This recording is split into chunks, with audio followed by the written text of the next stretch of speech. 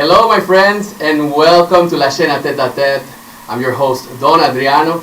Today we have a really special edition because we're interviewing singers from the cmim competition, which is happening right now in Montreal. We'll have three singers today. We'll start with American soprano Meredith Wohlgemuth. Following will be the Quebec baritone Hugo Laporte. And then we'll end up around 5-ish with the contratenor Niels Vanderer. These are all finalists, so they are already winners in a way of the Montreal International Competition. And before we start, I wanted to please ask you, if you're watching in YouTube, leave us your comments, leave us your questions. I'm there trying to check the questions. If you have any question for Meredith, for Hugo, or for Niels, please don't hesitate. It's really great to have that kind of interaction with the public. Also, I would like to thank the team from Musique Technique, where we're live right now at the Formation Studios, and thank for their support and making actually this podcast possible. I don't think it would have been possible without them. So check their website, musiquetechnique.com, and thanks to them. And now, without further ado, let's jump right in with soprano, American soprano Meredith Wohlgemuth, finalist of the art song section of the CMIM competition. And she's waiting right now, I guess, nervously for the results. Is she going to be first, second, or third, you know? Right. Welcome. Hi, Meredith. thank you so much for having me. Thanks to you for accepting this interview in such a short period. You know? Absolutely. I know Happy to you're be very here. busy. How are you feeling? I'm feeling good. Yeah, you said it. I mean, I'm just waiting for days now. We sang, the finals was Sunday. So just kind of waiting around, twiddling my thumbs, you know. But it's been good. It's been great. Montreal is great. I've seen the city a little bit, and it's beautiful. So you have your bottle of vodka besides. Yeah, that's right. Well, not exactly, but I wish. So how do you feel about your experience so far? Tell us a little bit about that, and maybe what went into preparing this. I think people don't know how hard and costly it is to do something like this. Yeah.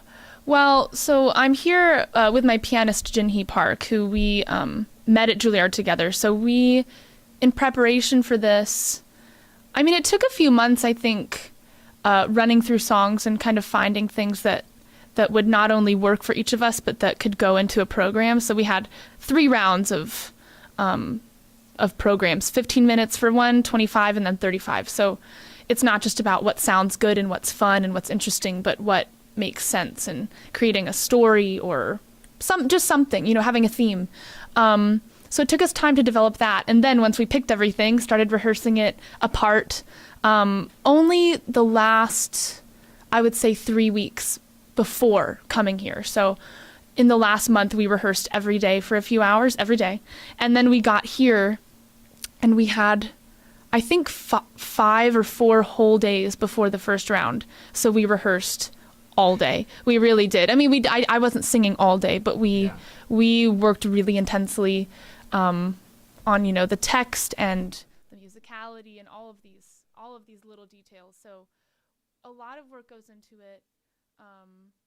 And, you know, coming here, so we've been, like I said, been here for about a week and a half, and getting here was really easy because the competition paid for us to get here and housed us. So we have a wonderful host. That's great. So it's been, all of that has been just smooth sailing. We haven't had to worry about anything with the logistics of getting here, which doesn't always happen. It's not every competition that they take care of all of that. So they've been so generous. So that's great that you mentioned that, because I wasn't really aware of that. I was kind of, I know they have kind of a system where they have a host family. Yeah, I that's understand. What we have. Okay, yeah. Yeah, and it's so much more fun than staying at a hotel or something. You know, he's shown us the city, and he's, you know, taken care of us and made sure that we're comfortable and safe and all of these things. So it's great. And a lot of competitions don't pay for your travel or housing. So it's great that it's just everything's been covered. There's just that's really great. Yeah. No financial worry either. You know, we can just come and enjoy and sing and have a good time. Great. Yeah. So I wanted to ask you also about about the aria portion of this, because of course I love both really, but I feel also that your voice, I mean, it's quite big for your age too. And I was just wondering, was this a conscious decision that you say, I'm not applying for aria because maybe fatigue concerns or preparation concerns? I would have loved to apply for both, actually. I, at first, applying for it, didn't know they were separate, because I know at one point they were one. Yes. Years ago.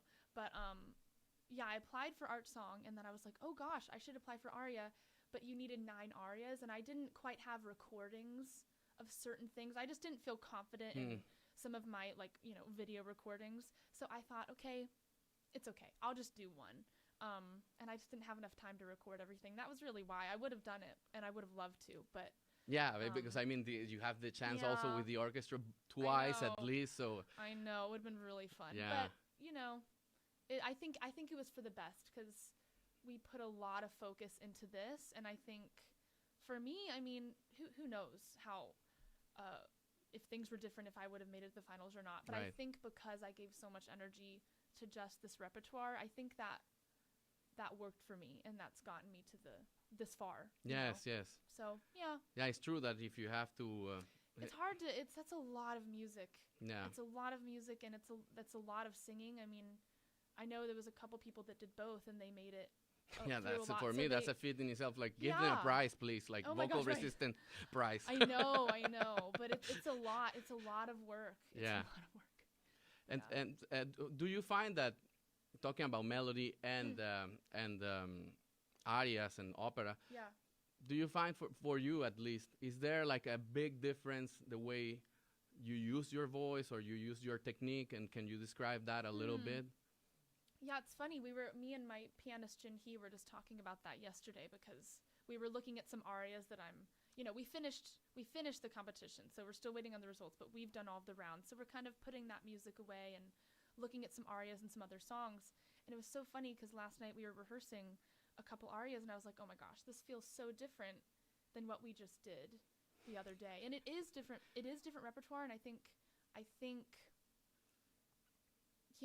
part of me thinks, oh, it's opera versus song, it's different. Yeah. But at the same time, I think it should really be approached the same way, because there's a way of singing opera that can be just opera, like boom, like just volume, which is good. It can be good, but there's so much more to it, and I think that's something I fall into when I sing opera. I kind of put my different hat on. And in some ways that's true, but I think overall it has to be approached the same way, text first, the story first, the colors, all of these things, rather than just sound, That'll come last if you have all of these other things, here and here, then the sound will come if you have the ideas and the inspiration, you know? So yeah, I think they're different. They are different, but I think they should be, the same tools are used. It's the same instrument. It's the same muscles. So, I mean, that's what I think. I could be wrong, but no, that's a great way to see it. I think sometimes, like, maybe some artists will like try to dissociate a little bit the acting and the text. That's something that I see. It's like, why don't you just worry about the text, and maybe that'll come. If you feel it enough, maybe that will come almost by itself. I think so, and I think it's hard to think that way sometimes. I fall into that. With opera, it's, it should sound a certain way. These really famous arias, I mean, Achifus, Pamina, or O Quante Volte, that was what I was singing yesterday. I mean, there's so many ways you can sing it, and you're trying to do it just right. But the more you do that and have that mindset of trying to do it just right and sound like this person and this person, the less it's going to be you, and the harder it's going to be, I think. So... yeah, and nowadays we're kind of doomed a little bit with all the recordings we have, so you can compare yourself to, I mean, it's good and bad. Oh my gosh, exactly. It's a helpful tool, but it can be so dangerous, because then you're just, you hear yourself versus, Renee Fleming or Maria Callas, and you can't compare, yourself to that, because it's different people too, and you don't actually know, for some of them, how did they actually sound, and even how do they feel about what they do. So it's we have some testimony, but In your case, I find it very funny. I'm pretty sure people have told you this, but when I saw you and heard your voice, I said, "Oh my God, this is like she should do like a film about Sutherland." Oh. Because it's just the vibes that you give me when I see your the shape of your face, and you're kind of taller, kind of. I don't know how tall you are, but probably 5'10", I would say. 5'8", yeah. Okay. Well, that's funny you say that, because I've gotten that comment before. Like, my face kind of looks like her, but not enough. But I got like 3 messages of friends of mine watching I think it was the semifinals and the finals. Like, "Oh my gosh, you look like Joan Sutherland." I was like, "What?" Oh, so excited. But that's so funny. Maybe it was the camera angles or something, but yeah. Oh. Well, anyways, maybe for the people that's just tuning in, we're right now in interviews with soprano Meredith Wohlgemuth, who is a graduate from Juilliard, and is a finalist for the Montreal cmim competition, which is taking place right now in Montreal. She's waiting to see if she's going to place first, second, or third. Yeah. How do you feel? Like, what is your feeling? Do you think you're going to win it? Oh, gosh.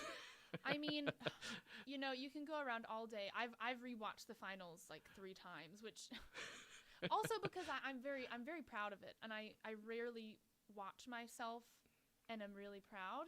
There's always so many things that you can do better, which is true, but me and Jinhee watched, my pianist Jinhee, we watched it, and we were just like so moved, which is really cool to watch yourself and be moved by something you do. That's just doesn't happen all the time. So I feel very good about it, and I think we showed so much contrast in our pieces and a lot of vocal things I can do, low range, high.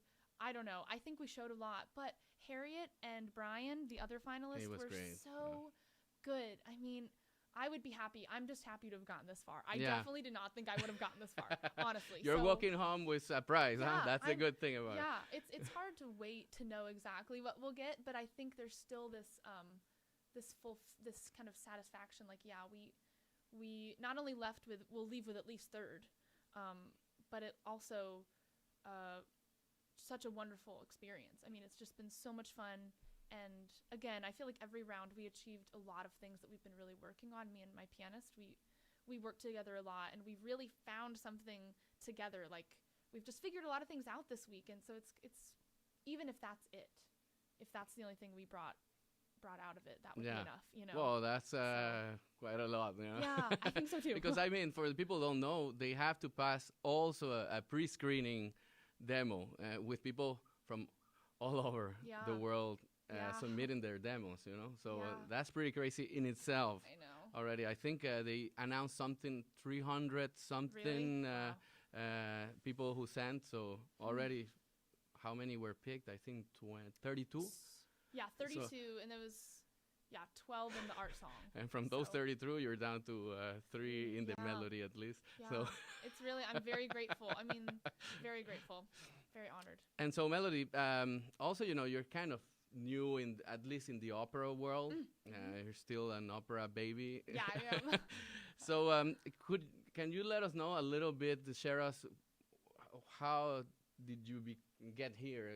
How did you start, and why, and all this? I think it's sometimes interesting to learn the human side also of people, Yeah, well, how I got into it, I mean, I didn't really grow up with very much classical music.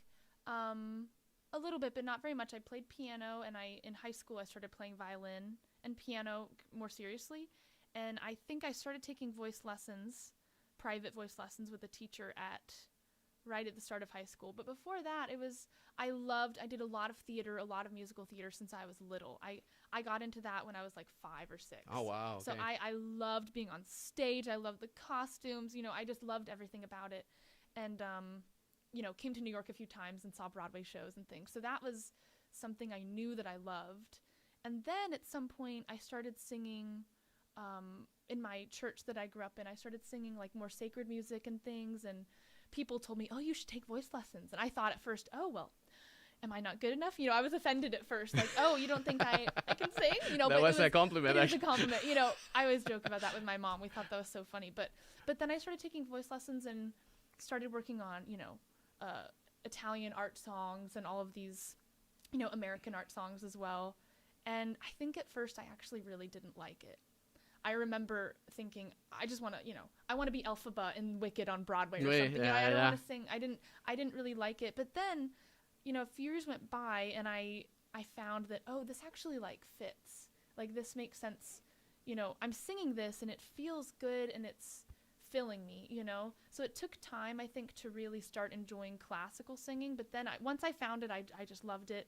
And then it took me a while to really get into opera, though, because I actually majored in college or I was going to major in music education. So I was going to go into teaching. So I wasn't even going to do opera. And then the year before I was graduating, I thought, well, man, it was kind of been twirling in my mind, opera, performing, really doing that. And so I decided, well, I'll just audition for all these grad schools, and I started doing summer programs. And then I got into Juilliard, and I was just so surprised. Absolutely surprised, God. like, oh my gosh. But yeah, so ever since then, I kind of had to make that decision of not only do I want to do this, but do I believe in myself to do it? Because I think for a while, I just didn't think I was good enough to be a performer. And to kind of go this route, you really have to want it. You really have to be willing to sacrifice things. And, financially, it's really hard. There's so many things to pay for and travel for, all these auditions. And so it was kind of, it's a big decision. But I think once I made it, then I've never looked back. And I just going, full force into it. But it took some time. And it wasn't something, I was 6 years old and I knew I wanted to be an opera singer. It wasn't that. It was a very slow thing for me. So, yeah. Mm. All right, so I wanted to take a little bit break here just to check out the question. I have some questions from people that sent, and I don't want to let them out. And I also wanted to share. You're talking a little bit about the struggles of being an artist and everything. Mm-hmm. A post I found that you did on Facebook around a year ago, I believe. It was a year ago, yeah. And it's about the book called The Artist's Way. I'm going to quote it, and maybe you can comment a little bit on that. I think a lot of singers will see themselves portrayed in this. And taking into account even that she's at Juilliard and a great singer, it shows a lot. So, the quotation marks, I have been struggling so much recently with singing and feeling confident in what I do. It is really hard to see colleagues and friends win competitions, have cool jobs, and sound amazing, while I'm still trying to feel good about myself. So this book taught me so much, talking about The Artist's Way. Could you comment on that? To me, it's incredible that a person of your level is thinking like that, So that was, I posted that, it was February of last year, so 21. And I was down in Florida doing a residency at Opera Naples. So it was kind of my first thing after graduating. I graduated from Juilliard in 2020 with my master's. So, with the pandemic and everything, there just wasn't a lot going on for me. And there were so many of these friends who I love, who are winning competitions, who have artist managers and starting to sing around the world, and people that are getting opera studio or opera house jobs and employed by a studio in Germany or something, which I've been trying to do for a few years. So it's hard to compare yourself to people, especially I think at this young artist stage. It's hard to compare yourself to people in your same spot, and I was just so distraught by it, like feeling good about myself as a singer, but okay, well, why is nothing happening? Why do I feel like I'm struggling here? But I started this book, The Artist's Way, and it's like a 12-week kind of program almost, where it's a lot of journaling, it's a lot of dissecting these questions and asking yourself these things, what do I really want, like really deep stuff. And I've done it twice since then, so I did the whole thing, and then you can do it again. And it's kind of intense. It's a real commitment. It's a lot, but it really helped me learn more about myself and I think accept where I am, and since then I've grown so much. But I think it was a lot because of that book, actually. Yeah. I mean, like I said, I've done it a few times. What would you say if you had to point to a key takeaway from the book, that you were maybe in a sort of this kind of thinking and then you switch it to something else? Could you share that? Yeah, I mean, one of the weeks that was hardest, so it's kind of, like I said, a 12-week program, and every week is kind of a different theme. addressing different things about yourself. You know, it's kind of like therapy in a book in a way. But one of the weeks, I think it was like week 4, is I forget what it's called, but you basically don't take in anything. So no watching TV, no listening to music, no reading, none of that. And then so that to me meant, okay, well, what I do is music, so I can't, and reading, I read music, I listen to music, so okay, I can't do music, you know, and I read a lot too, I love to read, so it's like this week where you're just alone with yourself, you can't do anything in a way, except, you know, go outside, journal, see friends or something, so that's a lot, but it was, I think that week in particular was so frustrating. I just wanted to, like, you know, watch TV or relax, but I really just had to be alone with my thoughts, and I'm very rarely bored these days. I'm busy and always trying to work on new music, and there's always something to do. I mean, in this day and age, you know, there's always distractions everywhere, so it was really weird to be bored for like a week. And that doesn't sound very long, but it felt like it was forever, you know, it just felt like it was so long. So I think, yeah, that's something I try and do a lot more now, and I have more of an awareness of, you know, it's good to be bored. It's good to be alone with your thoughts, and I don't know, because the more like stuff comes up, I guess. Exactly. Like, stuff comes up, and you know, you address things that you're otherwise kind of ignoring, not meaning to. But you know, we always have Instagram. We always have, I don't know, concerts to go to, which is also very important, of course. But it's to be alone with yourself and just kind of figure things out and think.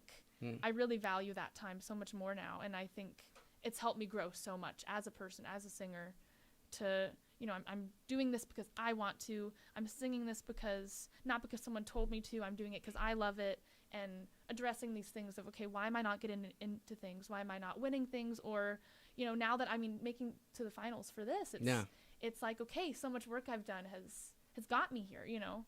So yeah, that was a really important takeaway for me. Great. So, well, I'll be checking it out. And The Artist Way. The Artist Way, yeah. Great. Yeah.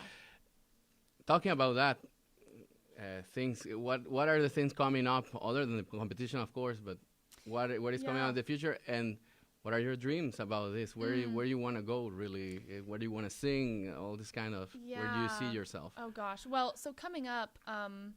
In a couple weeks, I'm leaving for Tanglewood, the Tanglewood Music Festival. I'll be a vocal fellow there, and I was supposed to be a fellow in 2020, so this is years coming. I'm excited to finally get there and work with all the amazing coaches and other singers there. We're doing the U.S. premiere of Lessons in Love and Violence by George Benjamin. So it's a new opera, and George Benjamin is one of the most, you know, the best composers of this century, opera composers. So, and he's going to be conducting it. Oh. So I am like so excited for that.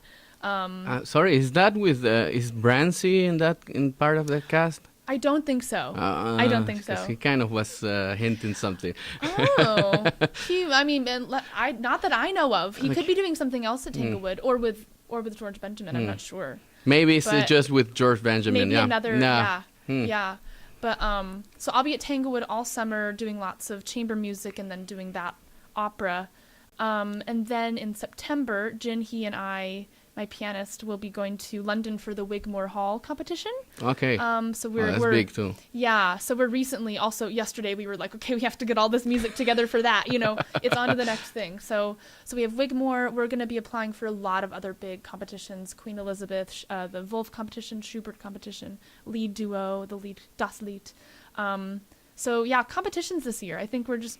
After this experience, we really want to dive into that more. And sorry about that, but are those competitions all going to be just melody, or are you going to go for aria too? Well, so like Wigmore, the Wolf competition, Schubert, Das Lied, those are all melody song. Queen Elizabeth and these other bigger the Met competition. Those are opera, you know, arias. So a mix. Yeah, I'll be doing a mix. But yeah, so that's kind of what's coming up. I'll be going to Germany for a lot of the fall to audition, and I mentioned it earlier, but I'm trying to audition a lot in Germany and see about kind of expanding my career in a way, trying to get over there and sing over there. So that's, I'll audition for a while, and that's kind of what I have for now. Am I right to point out that you might have German heritage with your name, Wohlgemuth? Yes. Well, and my Wohlgemuth is my husband's name. So okay. it is there, but we're from America. Okay, From America. okay.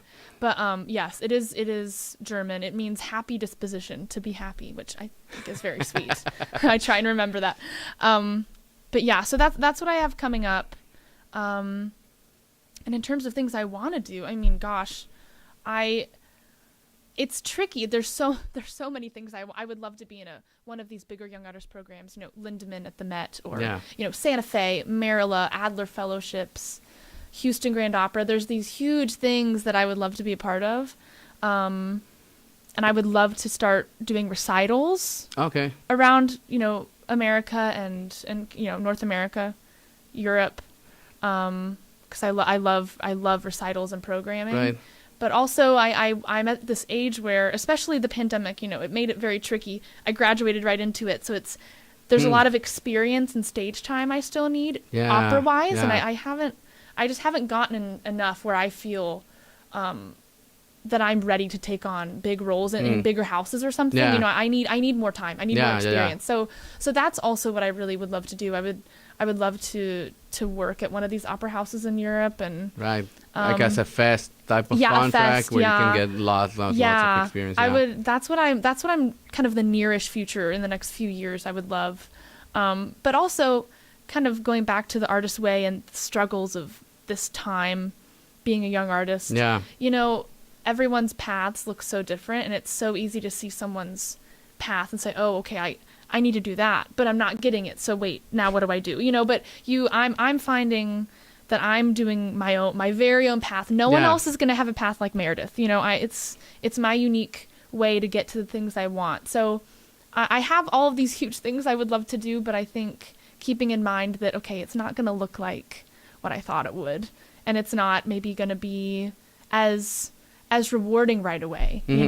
It's taken a couple years to feel like, okay, I really know what I'm doing. Right. So yeah, that's always something I have to remind myself. Well, I guess talking about that, I guess also the way to see it is maybe if it was easy, maybe it wouldn't be so interesting to do. Yeah, it will exactly, and yeah, it's inspiring for me to see other singers that had a really difficult, I mean, that sounds bad, but these singers that had a really difficult time of it and really, had to figure so much out. I don't know, it's inspiring as a young singer to see these people. It's like, okay, it wasn't easy for them either. Yeah, exactly. And it's hard. Everyone has something that's hard for them. Mm-hmm. So yeah. I mean, well, congrats again. Thank you. And so I have the question here. Great. Because I was going to jump into it, and of course we start talking. And, but this is from Niels, who is, no, this is not Niels. What I'm saying. One of the administrators, I don't have the name here, but from there's a Concours here. It's local. No, it's international too, but it's another. It's called the Jeunes Ambassadeurs Lyriques. Okay. And he sent me some questions. I don't know if he's watching right now, but hello. And so his question is, the art song literature is immense. How do you structure your competition program from round to round? For example, pieces, and why do you choose them? I think you kind of answer this, but maybe you can elaborate a little bit more. For this competition in Wigmore and the Wolf competition in Stuttgart, a lot of them, they have requirements. So you need, I'm thinking of the Wolf competition in Stuttgart. You need 8 Schubert, 8 Wolf, 4 new or 2 British composers. They have kind of these requirements that you do have to stay in the guidelines of, which sometimes is great because it's really hard to know where to start. Like you said, there's so much repertoire. It's like, how do I even begin? How do I even start to pick music that will maybe work for me or maybe not? So it is kind of nice to say, okay, I need 8 Schubert. Okay, let's start there. And I have a lot of help. My pianist Jinhee is so knowledgeable on this repertoire. She's incredible. She's such a great partner. And so we figure a lot of that out together. And she knows my voice so well, so she can hear something. Oh my gosh, you would sing this, Mare. You would sing this. So we do that together. And I have vocal and dramatic coaches, and then my my voice teacher, Marlena Malas, you know, she obviously has a vast knowledge of this stuff. So she, you know, I get a lot of help from people with ideas from them, and then I try it out, and if it doesn't fit, then it doesn't work. You know, if a song doesn't feel right for me, then I won't try it at that time. But yeah, it takes time to start finding stuff. But at this point, I've been singing songs since I started taking voice lessons, so like over 10 years. And so I have a lot of them that I've either heard or kind of looked at or performed. Right. I'm of course, there's so much more that I don't know. There's so much I don't know, but I have, I think, a really great foundation of what I know works for me vocally and what I like to do, and you know, yeah. So it's tricky though. It is really tricky when you do a competition and they say, okay, 10 songs and that's it. I mean, okay, my gosh, you know, and you have to vary it by not only language. You know, in this competition we had English, French, German, mainly French and German, mainly German even, and then a little bit of Spanish. But, you know, having contrasting languages and styles, time periods, composers, vocal, you know, things that are really lyrical and dramatic or things that are really wordy and spicy, you know, that all goes into it. But yeah, you just have to sit down and figure it out. Yeah. So, well, you're one of the students of Marlena Malas, and I have two in one. It's Marlena Malas, and of course you also were part of the singers that in the SongStudio that Renee Fleming has. Yeah. So first off, how are lessons with Marlena Malas? Because I mean, I don't want to say that she's been around. Let's go that way. Yes. So. Oh yeah.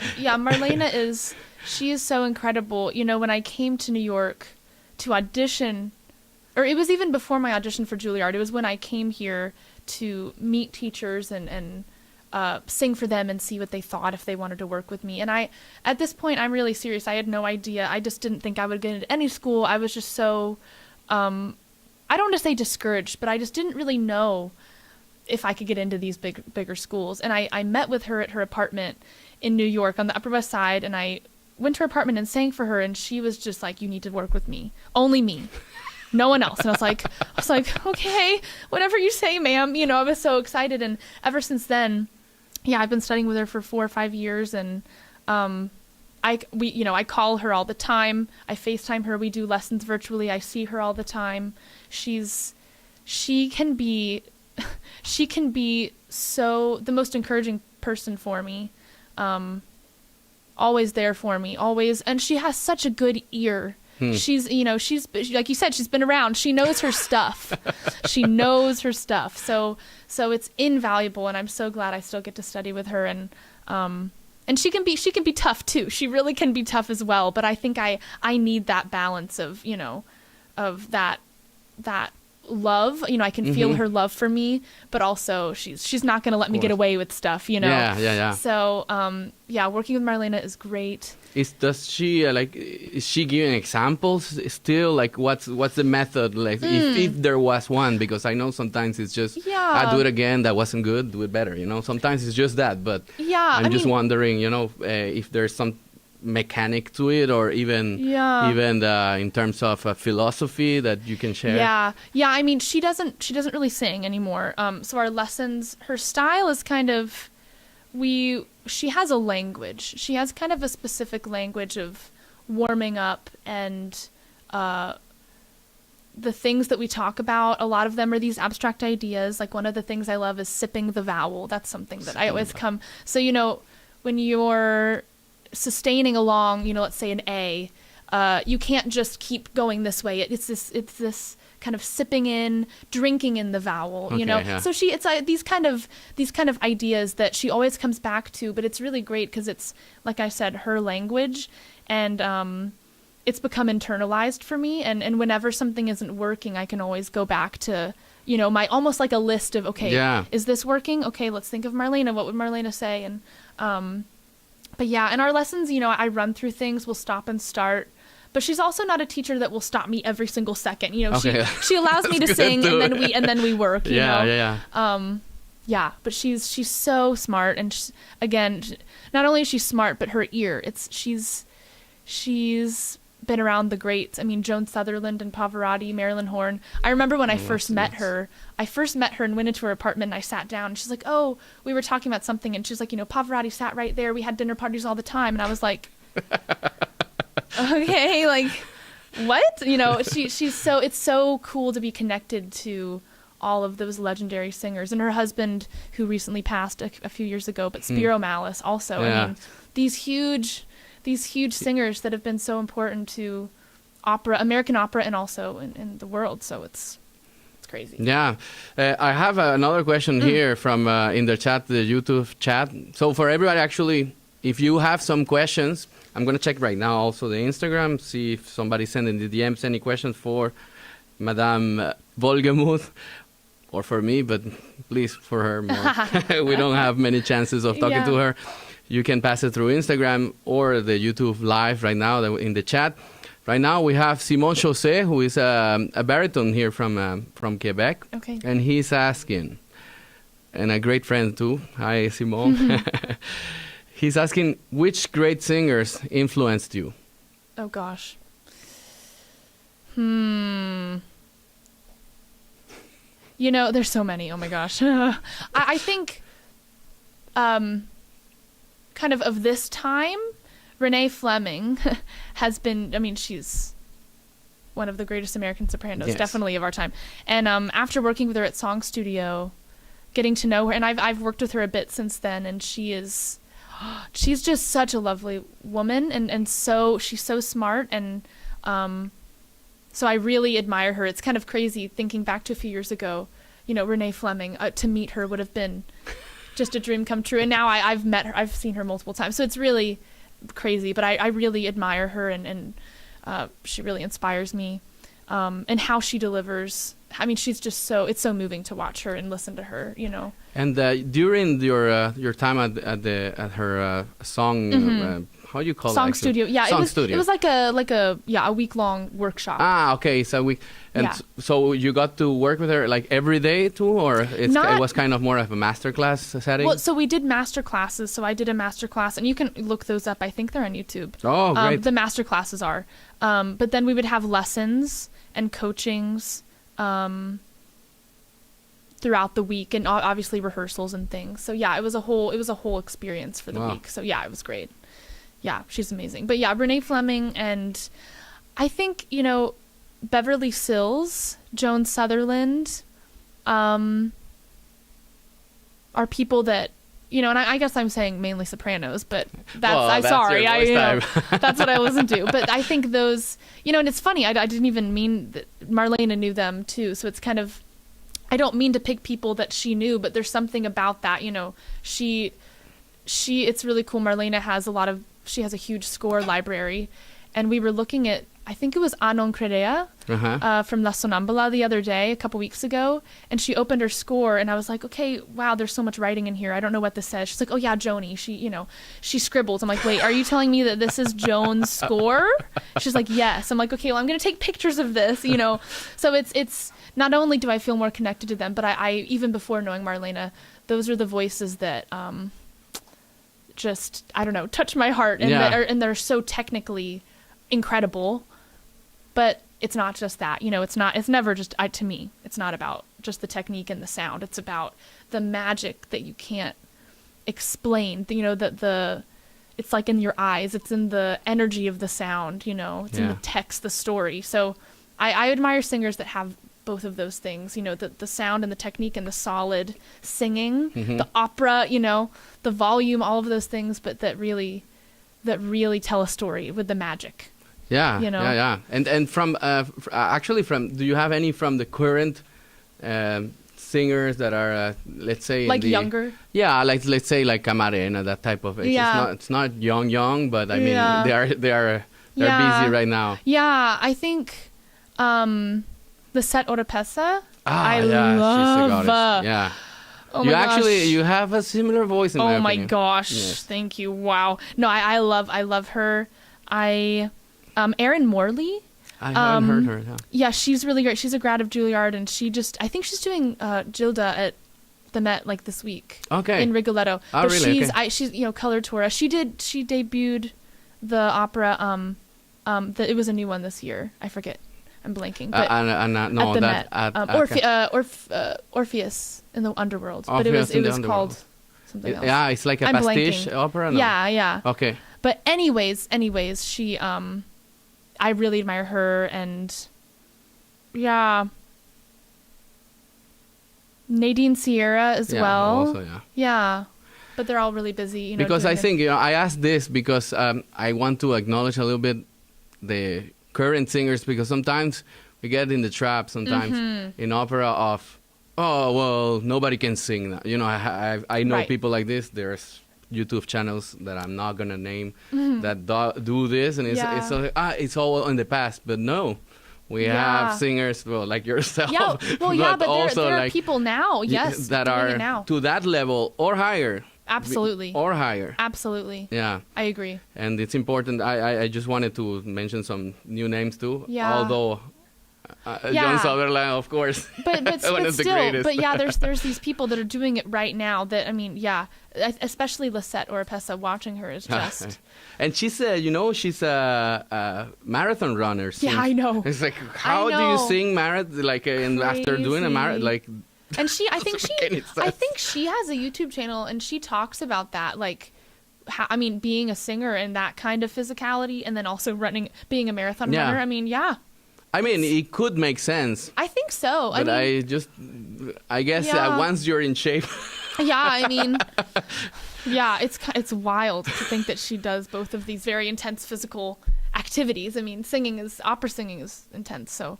I had a tenor friend that he loved to sing while running at the same time. Oh, boy. Okay. It didn't sound great, but he's still like, just go for a run and la donna immobile. Wow, well, that's a skill. Okay, that's a show in itself. Yeah. Let's try to do something. I would pay to see it. So I have another question here from the real Melfi. The real Melly. So, question for the singer. What would she do if she were to win the first place? How are you going to spend that money? Oh my gosh. Well, man, I think it would be amazing. It would be so great. I think I would use it. Jinhee and I were actually just talking about this. We want to put on some recitals. Actually have the money to do recitals, not just, we're in this competition. I'd like to really feel like we have the means to just make music and share it. Yeah. For no other purpose than that, not to win anything. It takes a lot of effort, energy, money, time, people, resources. I mean, it really takes a lot to just, it's not like you can just say, oh, let's put on a recital. I mean, yes, you can do that. But to really do something where you can reach a lot of people and have it be a whole experience, there's a lot that goes into it. Yes. And it's really, it's a lot to pay for. I mean, you can't just put those things on depending on where you want to do it and these things. Where would you, Carnegie Hall? I mean, I don't know how much money you'd have to do that, but I don't know exactly. We were saying, I don't know where. I don't know. I mean, I think I have some friends, in Europe and Paris and Jinhee is from South Korea and around Seoul. So I don't know. I mean, even something like that, just traveling around and, I don't know if it necessarily has to be in New York. I don't know that yet, but I think something like that. And my husband, we were talking about it as well. He's an illustrator. He does stuff for the New York Times and New Yorker and stuff. And we've always been wanting to collaborate on a project of kind of like animating a music video. He does animation. Yeah. And we were talking about doing like a collaboration, like a recital with kind of like an exhibition as well. That's cool. With these animated images, animated stories that have a through line, that create a story of whatever song. If it's all Schubert, having, an anime, I don't know. So we have all these ideas that we would just love to do. I think so. Putting on recitals, obviously for me, using it to get to Germany and audition and to have lessons with people, have coaching. So, these things, it's the cost. They chip away. It's very... People, the general public there probably don't know this, but I don't know in your case, because you might be getting some stuff just from context, but if you just go out of the blue and manage to get an email responded by some of these coaches or or singing teachers.